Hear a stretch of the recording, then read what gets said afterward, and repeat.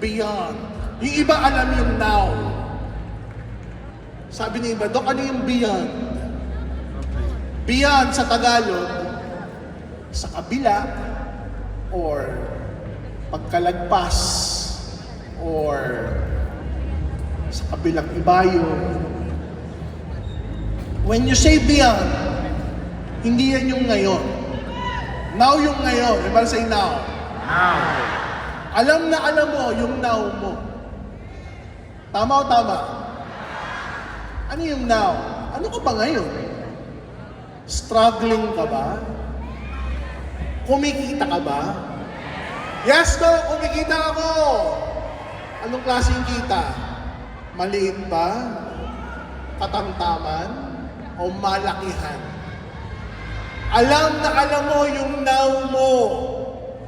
Pag tumingin ka sa salamin, alam na alam mo yung now mo. And when we look at our past, alam na alam mo yung kahapon mo. Now when we say beyond, yan yung next year. Yan yung next 2 years. Yan yung next 3 to 5 years.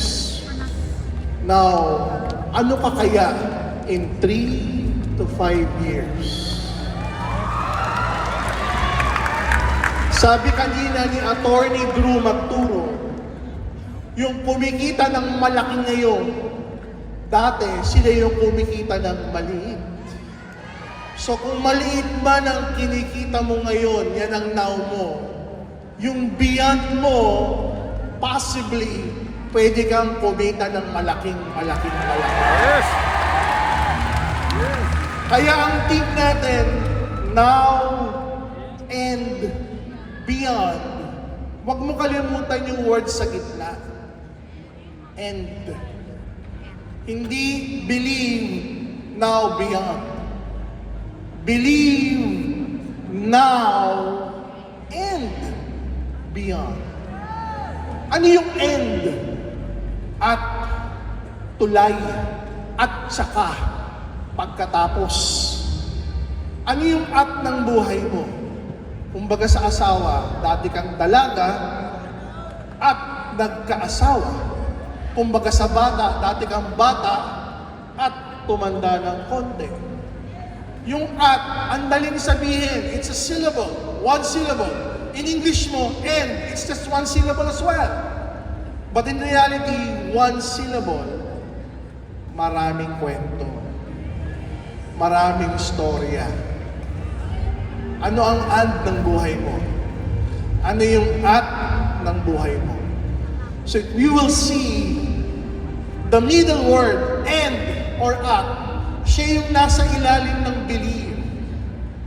And if you will believe now, yung simula, and you will believe the process, yan yung at proseso para maging future mo, yung beyond. What's your process? What's your at? What's your story? Sinabi na ng konti kanina ni Attorney Drew, maraming struggle. Mahihirapan ka. Guys, mamimili ka lang ng ad.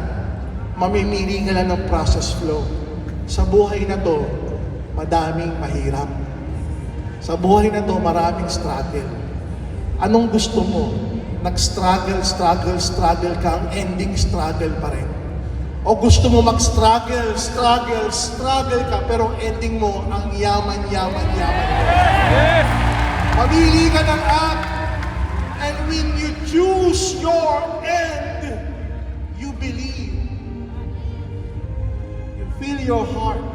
You feel the crowd right now. Lahat tayo na nasa Coliseum na to, gusto nating lahat umangat. Tama o tama? Yes. Lahat sa Coliseum na to, gusto lahat tayo mag-Millionaires Club. Lahat sa Coliseum na to, gusto lahat mag-car achievers. Tama o tama? Lahat sa Coliseum na to, gusto lahat magkaroon ng properties. With an S. Hindi property. Properties. Now we can all achieve this. The question is when. is beyond. When you say beyond, pwede next year, next month, next week, bukas. Pwedeng mamaya. Because it's a process. Many experts will tell you, you need to believe first in your mind. You need to believe first in your heart. You need to believe first in your action before it will become a reality. Ang pagyaman, mangyayari at mangyayari yan. Ang aksyon, mangyayari at mangyayari yan. The only question is, do you believe now? Do you believe now?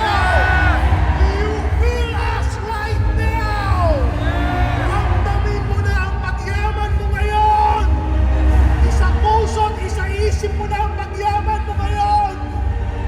Ito ang simula ng pagbabago ng buhay mo. Kami, sa Coliseum na to, kasama ng buong imperyo at grupo mo, sabay-sabay tayong aangat sa 2025!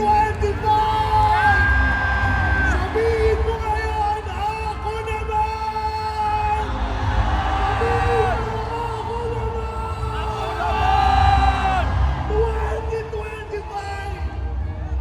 Pangarap mo naman.